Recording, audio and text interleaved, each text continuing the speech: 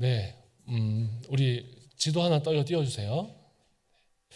바울은 우리 1차 전도 여행을 지금 계속 보고 있지요. 여러분 보시기에 오른편에 안디옥에서부터 이제 출발하여서 이제 실루기아와 또 구브로 섬에 갔습니다. 그리고 구브로 섬에 갔다가 밤빌리아 버가에 도착해서 밤빌리아 버가가 큰 도시였지만 바울이 건강상의 이유로 이제 급하게 비시디아 안디옥으로 전도를 하려고 갔습니다. 바울과 바나바는 비시디아 안디옥에 도착하고 나서 안식일에 회당에서 복음을 전했습니다. 바울이 전한 복음을 듣고 유대인과 이방인들 가운데에 복음을 받아들이는 사람들이 우리 다음 주일에도 복음 전해주세요. 그렇게 했었다고 말씀을 드렸죠.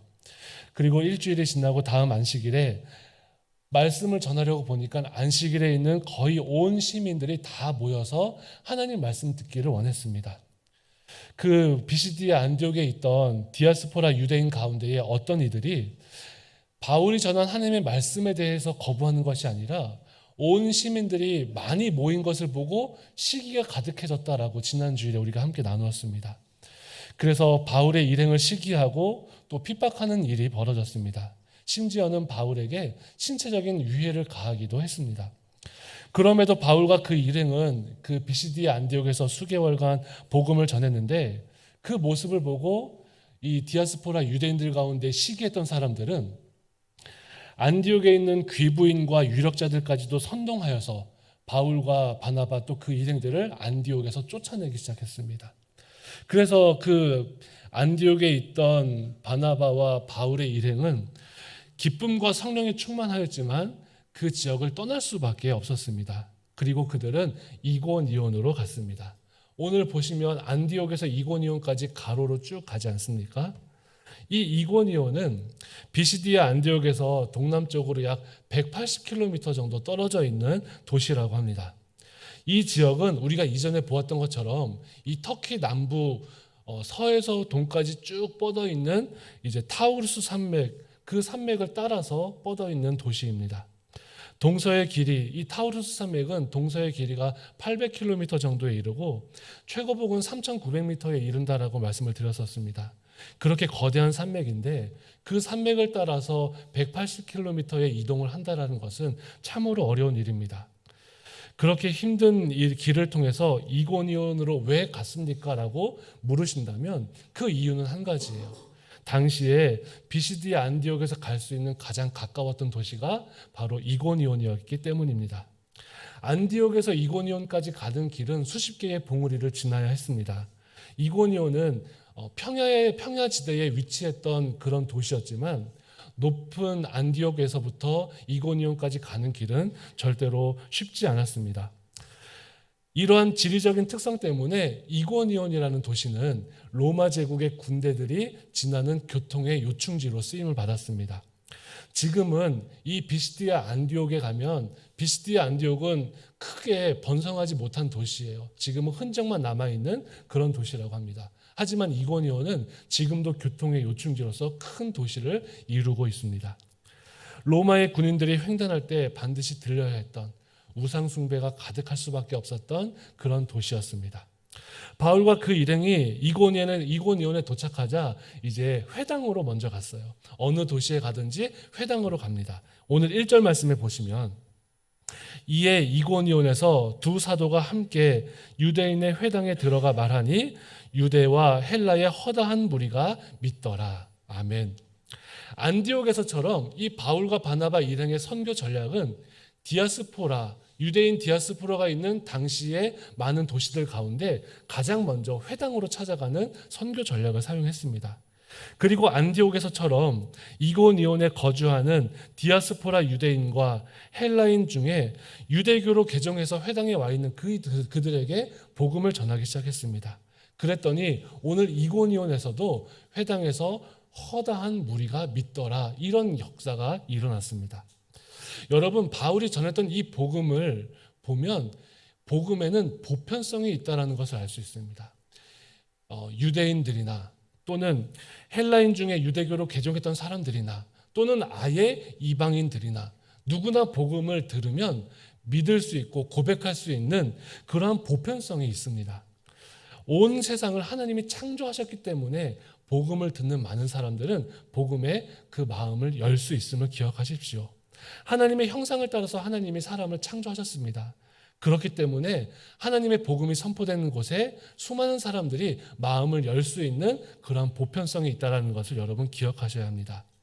그 하나님의 마음이 담긴 이 복음은 모든 사람들에게 어떤 제한도 없이 전해질 수 있습니다. 유대인이나 헬라인이나 종이나 자유인 모두에게 이 능력이 되시는 복음에는 보편성이라는 게 있습니다. 우리는 예수 그리스도의 십자가와 부활이 복음입니다. 이렇게 고백하지 않습니까? 맞습니다. 다시 오실 주님을 기다립니다. 그리고 천국을 바라보면서 영원히 하나님과 천국에서의 삶을 꿈꿉니다. 그것이 복음의 핵심의 내용이 맞습니다. 이렇게 신학적으로 정리되어 있는 이 복음을 고백하는 것, 말하는 것도 참 중요하지만 실제로 이 복음이 보편성을 가지고 잘 전해지려면 그 복음은 나의 이야기가 되어야 합니다. 이 복음이 나의 고백이 되어야 합니다. 우리 목사님이 복음은 예수 그리스도의 십자가와 부활이라고 하셨어. 이것을 외운다라고 해서 그것이 능력이 되는 것은 아닐 수 있어요. 그 복음이 나의 삶 속에 들어와서 내 마음 속에 들어와서 내 입술의 고백으로 그것이 해석되어야 합니다. 그래야 복음이 들리고 전해질 수 있습니다. 복음은 외우는 것이 아니라 삶으로 전해지는 것이지요. 그리고 그 복음은 우리가 들리는 언어로 고백할 수 있어야 돼요. 신앙생활을 하는 우리 기독교인들 가운데에 이제 참으로 조심해야 될 부분이 우리는 당연히 아는 말인데 세상 사람들, 우리 주변의 이웃들은 모르는 말들이 참 많습니다. 하나님이 우리에게 섭리하십니다. 절대 몰라요, 우리 이웃들은. 자, 옆에 저희가 404호인데 여기 아파트에 403호에 계신 분들에게 하나님께 여러분 우리 추수감사주일인데요. 추수감사가 뭐예요? 이렇게 말씀할 겁니다. 그렇지 않습니까? 우리는 들리는 언어로 말을 할 수 있어야 됩니다. 교회 안에서 집사님, 권사님 하는 건 너무나 자연스럽지만 세상 사람들, 복음을 알지 못하는 사람들은 그 내용이 참으로 어색할 수 있다는 것을 우리가 항상 인지하면서 복음의 고백을 담아내야 합니다. 그런가 하면 우리의 말하는 방법도 참 중요합니다. 여러분 대화법 가운데에 I 메시지와 U 메시지가 있다는 걸 아시지요? I 메시지는 무엇입니까? 나를 주어로 하는 대화법이에요. 예를 들면 나는 너가 이렇게 했을 때 나는 마음이 아팠어. 나는 참 좋았어. 이렇게 말하는 거예요. 그래서 대화의 초점이 상대방이 아니라 나에게 맞추어져서 말을 하는 방법입니다. 그런데 반대로 U 메시지는 무엇입니까? 그 초점이 당신에게 있는 거예요. 너 왜 그랬어? 너 왜 그래?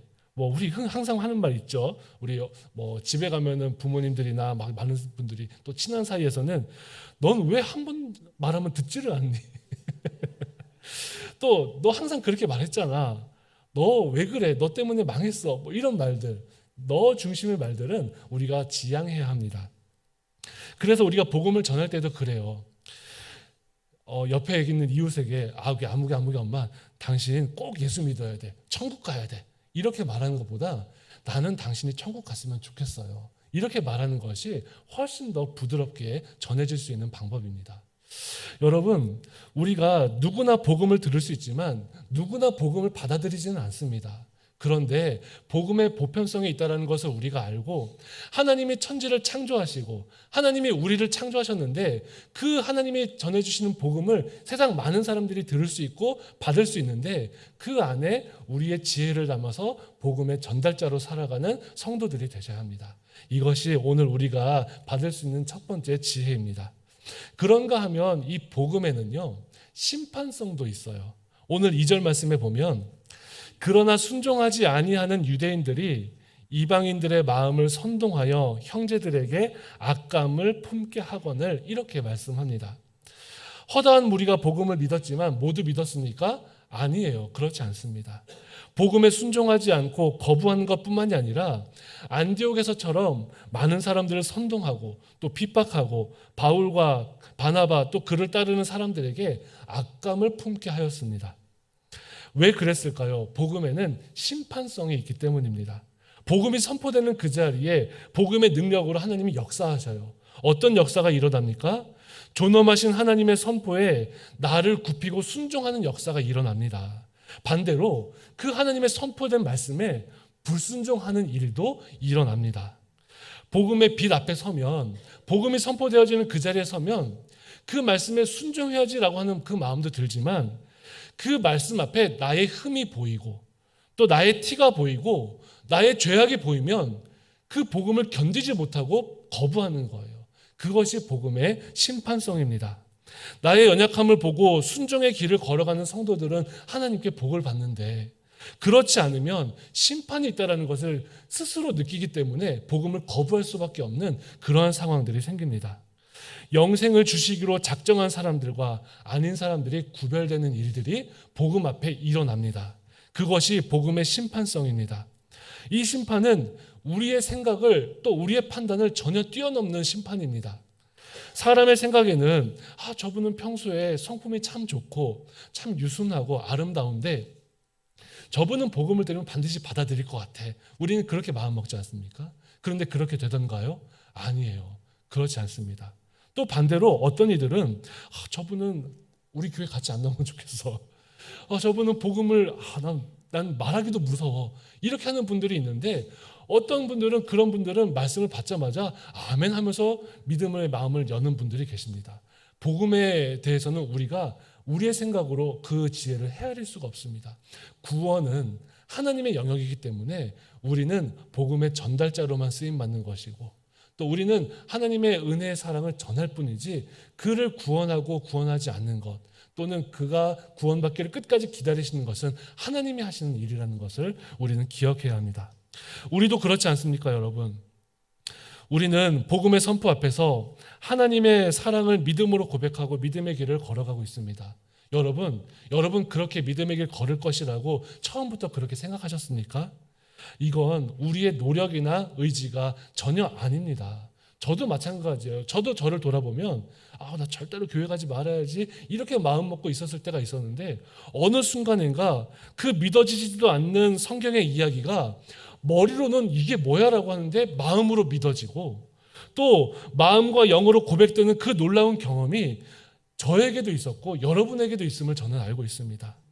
이것이 하나님께서 우리에게 베풀어 주시는 일방적인 은혜예요. 나는 이해할 수가 없는데 그런데 왜 믿게 되지? 하나님이 하시는 일입니다. 일방적인 은혜입니다. 그러므로 여러분, 구원의 문제에 있어서는, 하나님의 심판 앞에 있어서는 우리가 감사할 수밖에 없음을 고백하셔야 됩니다. 오직 하나님께 감사와 찬양과 영광만을 올려드리는 그 믿음의 길을 걸어가는 성도들이 꼭 되셔야 합니다. 그런가 하면 오늘 2절에 우리가 알 수 있는 것처럼 복음의 현장은 반복되고 있습니다.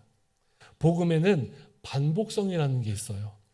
비시디아 안디옥에서 유대교 지도자 무리가 바울을 시기했다라고 했죠. 그래서 반박하였습니다. 또 바울을 핍박하였습니다. 그리고 안디옥에 있는 귀부인과 유력자들을 선동해서 막 박해하고 안디옥에서 쫓아내서 이고니온에 왔어요. 그런데 이고니온에 왔더니 똑같은 일이 반복되고 있습니다. 이고니온 회당에서 복음을 전하는데 유대와 헬라의 허다한 무리가 믿었습니다. 안디옥에서처럼. 순종하지 아니하는 사람들의 마음에 악감을 품게 선동합니다. 안디옥에서처럼. 심지어 5절에서는 이방인과 유대인과 관리들이 돌로 치려고 달려드는 형국까지도 오늘 성경에 기록을 합니다. 당시에 이고니온을 비롯한 헬라 사회는요, 다신 사상이 있었어요. 그리스 로마 신화와 같이 수많은 신들을 섬길 수 있는 그런 문화 가운데 있었습니다. 많은 우상이나 신들에 대해서 자유로운 마음을 품고 있었다는 것이에요. 그들에게 복음을 전할 때에도, 로마 제국 안에 있는 도시에 복음을 전할 때에도 우리가 나중에도 보겠지만 예수도 하나의 신이구나, 좋아, 예수도 오케이, 예수도 믿고 제우스도 믿고 에르메스도 믿고 이렇게 믿자라고 합니다. 그랬더니 바울이 뭐라 그랬어요? 아니라고, 예수님만 믿어야 된다고 그렇게 말했습니다. 그 당시에 사람들은 많은 신들을 섬기는 것이 익숙했기 때문에 이 예수님 하나님만 섬기는 것도 어색하지는 않았는데, 이렇게 신에 대해서 열려있는 그 사회 속에서 이방인과 유대인과 관리들이 돌을 들고 쫓아올 만큼이었다라고 한다면 어떤 것입니까? 의도적으로 그 당시에 있던 유대인들이 이 안디옥에서처럼 바울과 바나바를 모함하고 있었다라는 것이에요. 바울과 바나바를 모함하지 않았다면 이러한 일이 일어날 수 없습니다. 그래서 바울과 바나바는 이고니온에서 도망쳐서 루스드라와 더베까지 가서 복음을 전하게 된다고 오늘 말씀에는 기록을 합니다. 오늘날에도 이 복음의 현장은 반복되고 있습니다. 2000년 전에도 또 오늘도 또 앞으로도 이 복음의 현장은 계속해서 반복될 것입니다. 하나님께 충성되고 하나님께 헌신되어서 복음을 전하면 전할수록 우리를 향하여서 복음에 대하여서 악감을 품는 사람들이 일어날 것이고요. 또 우리의 마음과는 다르게 우리를 모함하려고 하는 사람들도 일어날 겁니다. 그렇지만 여러분, 우리는 좌절할 필요가 없습니다. 히브리서 11장 1절과 2절에 믿음은 바라는 것들의 실상이요 보이지 않는 것들의 증거니 선진들이 이로써 증거를 얻었느니라 라고 말씀하면서 기록한 그 이유가 무엇이겠습니까?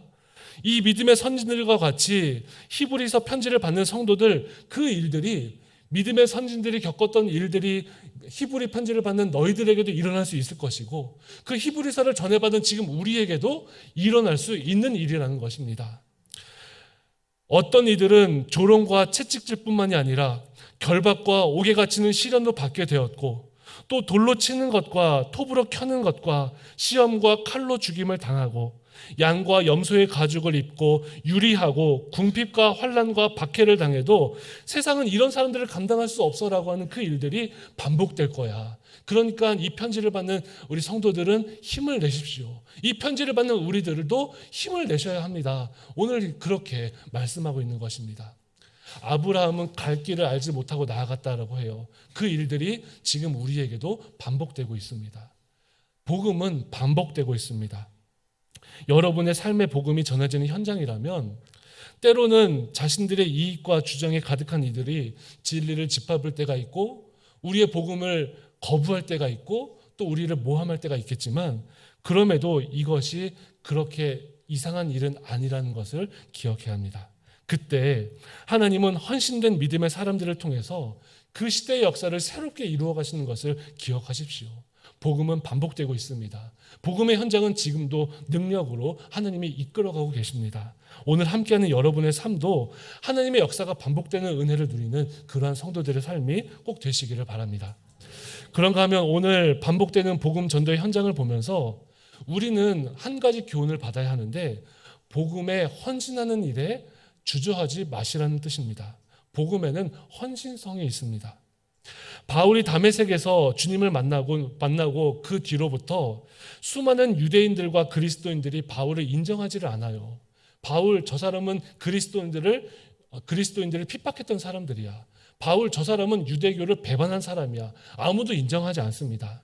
여기서도 배신자고 저기서도 박해자였기 때문에 바울의 마음이 참으로 외로웠을 것입니다. 하지만 이 바울이 온갖 박해를 당할 때마다, 온갖 서러움을 당할 때마다 하나님은 바울과 함께 하셨고 계속해서 지켜주셨습니다. 그래서 바울은 하나님의 붙드심을 의지할 수 있었고, 하나님께 내 몸을 다 맡겨드릴 수 있었습니다. 하나님께서 여러분과 함께 하심을 경험하기를 원하십니까? 여러분의 믿음의 고백을 드리고 하나님께 여러분의 몸을 맡겨드리십시오. 복음의 증인으로 살아보시기를 바랍니다. 주를 위하여 헌신하고 희생할 수 있는 자리에 가서 희생하고 참을 수 있는 자리에서 인내할 수 있기를 바랍니다. 그러면 하나님께서 함께 하심을 우리는 경험할 수 있습니다. 오늘 3절과 4절 말씀에 두 사도가 오래 있어 주를 힘입어 담대히 말하니 주께서 그들의 손으로 표적과 기사를 행하게 하여 주사 자기의 은혜의 말씀을 증언하시니 그 시내의 무리가 나뉘어 유대인을 따르는 자도 있고 두 사도를 따르는 자도 있더라. 주를 힘입어 담대하게 은혜의 말씀을 증언하는 삶을 살아갑니다. 하나님께 나의 모든 것을 다 맡겨드리고 담대하게 말씀을 전하는 삶을 이어갑니다. 우리가 하나님의 복음 앞에 담대함을 가지고 또 헌신하고 희생하면 때로는 어려움을 만날 수 있지만 하나님이 붙들고 계심을 우리는 경험할 수 있을 것입니다. 돌로 치려고 하는 이들을 볼 수도 있습니다. 하지만 결국 하나님이 나를 붙들고 계시는구나 라고 하는 그 고백을 할 수 있습니다. 주를 힘입어서 헌신하는 자를 외면하지 않으시고 사람으로는 이해할 수 없는 하나님의 섭리를 경험할 수 있는 우리 성도들의 삶이 다 되시기를 바랍니다. 복음으로 사는 사람에게는 하나님의 섭리하심이 있습니다. 안디옥을 지나서 이고니온에 복음이 전해졌습니다. 허다한 무리가 믿었지만 그 반복되는 상황을 겪어본 바울은 하나님께 헌신하기를 주저하지 않았습니다. 그 결과 바울과 바나바는 루스드라와 더베에 가서도 앞으로 더 어려운 일을 당함에도 복음 전하는 길을 그치지 않습니다. 바울과 바나바는 그곳에서 처음으로 치유의 사역을 이루었습니다. 루스드라와 더베에 가서 사람을 살리는 일을 경험했고요. 또 생명을 전했습니다. 그곳에 가서 믿음 안에서 낳은 참 아들, 이 이고니온에서 쫓겨간 루스드라와 더베에 갔더니 거기에서 디모데를 만나는 일을 경험합니다. 바울은 디모데와 함께 기독교 역사에 큰 일들을 많이 감당하게 되지요. 이 모든 것이 다 하나님의 섭리 아니겠습니까? 바울이 복음을 전하면서 자신을 복음에 던졌더니 사람의 계획으로는 도저히 계획할 수 없는 일들이 바울 앞에 펼쳐지는 것입니다. 여러분, 여러분의 삶에 또 우리의 삶에 저의 삶에 여기 교회의 삶에 하나님의 섭리하심이 있을 것입니다. 우리가 아직 정해지지 않고 불투명하여서 주저주저하고 있지만 우리의 삶을 하나님께 던진다면 하나님은 우리의 삶을 섭리하실 것입니다. 하나님이 다스리시고 결국 하나님이 이루어 주십니다. 바울이 복음을 전하면서 자신을 복음에 던졌더니 인간의 머리로는 도저히 상상할 수조차 없는 그러한 신비를 경험하였습니다. 사랑하는 성도 여러분, 오늘 말씀의 결론을 맺습니다. 하나님을 사랑하고 복음으로 살기를 원하며 말씀을 내 삶에 살아내려 할 때에 때로는 시련을 겪거나 불이익을 당하거나 내 계획이 틀어지거나 내 생각과 전혀 다른 길로 간다고 해도 두려워하지 마시기를 바랍니다. 복음에는 보편성이 있기 때문에 모두가 다 받을 만합니다. 그래서 우리를 은혜의 통로로 쓰실 수 있습니다. 복음에는 심판성이 있습니다. 순종하는 이에게 주시는 복을 깨닫게 하시고 또 우리의 죄를 깨닫고 끊을 수 있도록 인도하십니다. 복음은 계속해서 반복된다라고 하였습니다. 하나님의 승리의 역사가 지금도 반복되고 있습니다. 내가 고난당할 때에 두려워하지 않을 이유가 됩니다. 복음에 헌신하십시오. 하나님께 내 삶을 맡기면 하나님이 끝까지 책임지실 것입니다. 하나님은 헌신되고 신실한 백성을 통해서 지금도 역사하고 계십니다. 여러분을 통해서 반드시 누군가를 일으키시고 반드시 누군가를 살리실 계획이 하나님은 있으실 것입니다. 여러분을 통하여 하나님의 역사를 이루시며 여러분을 통해서 하나님의 신비를 경험하게 하시기를 원하십니다. 오늘 우리 사랑하는 여기교회 모든 성도들이 하나님의 말씀에 자신을 던지고 하나님의 복음에 우리의 삶을 던지시기를 바랍니다.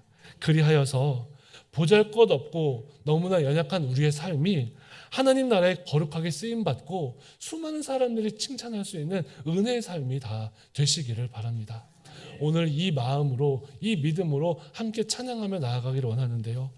우리 내 눈 주의 영광을 보내 우리 가운데에 계신 주님 그 빛난 영광 온 하늘 덮고 그 찬송 온 땅 가득합니다. 믿음의 고백 함께 올려드리며 하나님께 결단하는 시간 갖도록 하겠습니다. 다 함께 자리에서 일어나셔서 우리 함께 찬양하며 주님 앞으로 나아가겠습니다.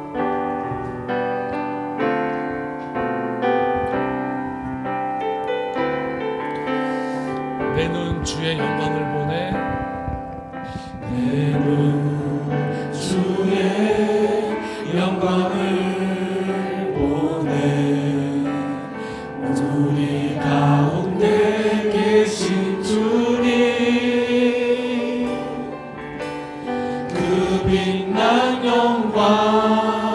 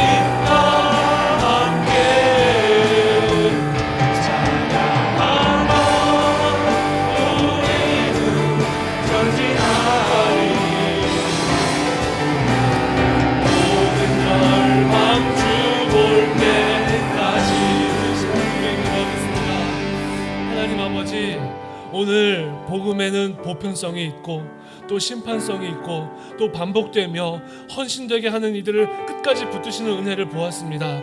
하나님, 우리가 복음의 통로로 쓰임받게 하여 주옵소서. 하나님, 우리가 복음을 깨닫고 하나님, 우리가 복음 앞에 우리의 죄를 끊으며 하나님 앞에 감사하고 찬양할 수밖에 없는 그 은혜를 누리게 하여 주옵소서. 우리가 우리의 복음이 반복되는 것을 바라보면서 하나님, 담대한 믿음으로 걸어가게 하여 주시고, 하나님, 가끔 만나는 어려움이 있다 하더라도 하나님께 나의 모든 것을 헌신하고 맡겨드릴 수 있는 믿음의 길을 걸어가게 해달라고 함께 기도하겠습니다. 또한 두 번째로, 우리가 기도할 때에 우리 주의 영광과 하나님의 섭리를 깨닫고 나를 통하여, 우리 여기 교회를 통하여 하나님의 신비를 경험하게 해달라고, 복음의 신비를 누리며 걸어가는 성도들의 삶이 되게 해달라고, 내 삶에서도 하나님의 복음의 신비가 열매 맺고 경험되게 해달라고, 우리 다 같이 주여 한번 부르짖고 함께 믿음으로 기도합니다. 주여, 살아계신 하나님 아버지, 하나님, 오늘 다 우리 하나님 이 공연에서 복음을 전하는 것을 바라보면서 그 복음이 하나님 수많은 이들에게 전하여질 수 있는 복음인 것을 깨닫게 하여 주시면 감사드립니다. 하나님, 또 우리 그 복음에는 심판함이 있어 하나님 모든 죄악이 밝게 드러나는 것을 깨닫게 하여 주시면 감사를 드립니다. 복음의 심판 앞에 우리가 순종하며 회개하게 하여 주시고, 또 하나님 아버지, 복음의 심판으로 복음이 선포되는 그 자리에 우리의 죄가 끊어지는 역사가 일어나게 하여 주시옵소서. 복음이 끊어지는 그 자리에 우리의 죄악이 끊어지고 우리의 역사가 하나님 아버지 끊어질 수 있는 그런 삶을 해달라고 하는 역사여 주시옵소서. 복음이 반복됩니다. 나의 삶에서도 그 복음이 오늘도 반복되고 있는데 하나님 아버지, 담대한 믿음으로 헌신하며 걸어가는 사람을 주시고, 복음에 나의 삶을 맡기고 하나님의 말씀에 나의 인생을 맡길 수 있는 은혜를 더하여 주시옵소서. 그리하여서 하나님의 은혜를 거룩하여 주시고, 그리하여서 하나님의 뜻 앞에 온전히 사는 우리 모두가 될 수 있도록 역사하여 주옵소서.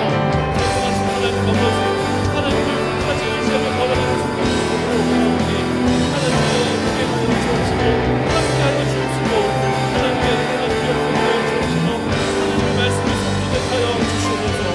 하나님 아버지 영광과 하나님의 선물을 바라보면서 나의 삶을 그렇게 원합니다. 나의 삶도 그렇게 살아가기로 합니다.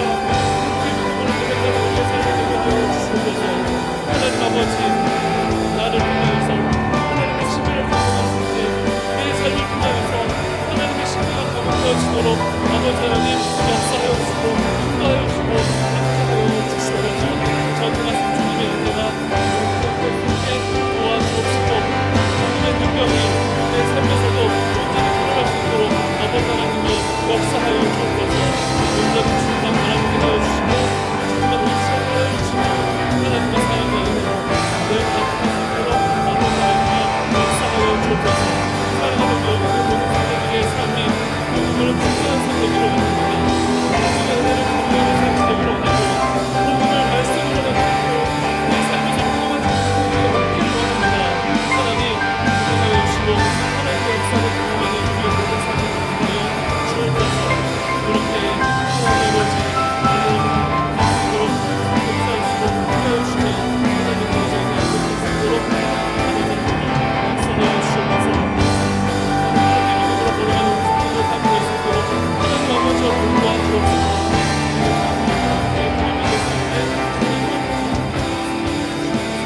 하나님 아버지와 도와주옵소서. 은혜로우신 하나님, 지금도 우리를 통하여 하나님의 나라를 세워가는 일을 포기하지 않으시고 또한 이루시는 하나님의 은혜에 감사를 드립니다. 오늘 주신 말씀을 기억하며 복음을 살아내는 성도로 살아가게 하여 주옵소서. 복음을 듣기만 하고 알고 깨닫기만 하고 내 삶에서 경험하지 못하는 일이 없도록 우리 사랑하는 여기교회 모든 성도들에게 한량없는 은혜를 부어주시옵고, 내 삶에서 역사하는 그 복음을 열매 맺는 복음으로 고백할 수 있도록 우리에게 더 큰 믿음을 더하여 주옵소서. 우리 성도들의 삶이 은혜의 통로가 되게 하여 주옵소서. 죄를 멀리하여 하나님의 기쁨 되게 하여 주옵시고, 죄를 끊는 역사가 있게 하여 주옵시며, 담대한 믿음으로 2000년 전에 역사하셨던 그 하나님을 오늘도 하나님의 이김을 경험하는, 오늘도 하나님의 승리를 경험하는 은혜를 누리는 성도들이 되게 하여 주옵소서. 하나님의 섭리 안에서 나의 삶을 복음에 맡기게 하여 주시고 내 몸을 하나님의 말씀에 던지게 하여 주셔서 하나님이 예비하신 은혜를 누릴 수 있는 우리 성도들이 되게 하여 주옵소서. 지금은 우리가 볼 수 없는 것이 너무나 많지만 하나님이 실수하지 않으심을 끝까지 믿게 하여 주시고 하나님의 신실하심을 깨닫고 믿음으로 끝까지 하나님 의지하며 걸어가는 성도의 삶이 되게 하여 주옵소서. 그리하여 우리 성도들을 통하여 나의 삶을 통하여 하나님의 뜻이 열매 맺을 때에 하나님, 저는 하나님의 말씀에 순종한 것밖에 없습니다. 하나님 감사합니다. 하나님이 모든 것을 이루셨습니다. 그렇게 고백할 수 있는 복을 내려 주옵소서. 우리를 끝까지 인도하시고 우리를 끝까지 붙드시는 예수님의 이름으로 기도드리옵나이다. 아멘.